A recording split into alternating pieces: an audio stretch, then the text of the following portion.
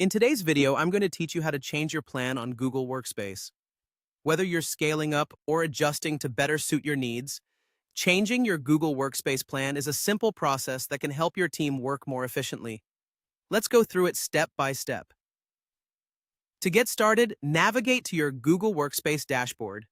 This is your main hub for managing everything related to your Google Workspace account, so being familiar with it is crucial. Once you're logged in, you'll want to look for the Billing section. You can find this usually listed among your dashboard options or possibly under Account Settings, depending on how your interface is laid out. Clicking on Billing is your gateway to accessing any subscription-related details you may need to address. After accessing the Billing section, you'll want to select Subscriptions. This tab contains all the active plans associated with your account. Here, you can view detailed information about your current subscription levels, including your existing plan, its features, and when any changes might take effect. Navigating to this area ensures that you fully understand what you're paying for and what you're getting in return. Now that you're in the right place, it's time to move on to upgrading or modifying your subscription plan. In the Subscriptions tab, you should see an option to add or upgrade a subscription.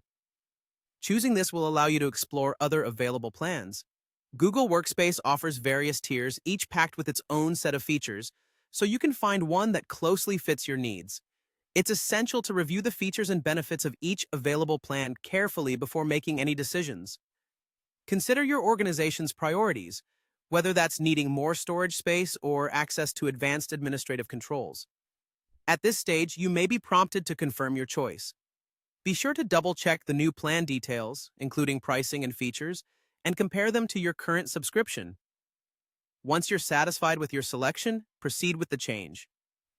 Your new plan and its updated features will be implemented usually with immediate effect, though sometimes certain changes might begin at the start of your next billing cycle.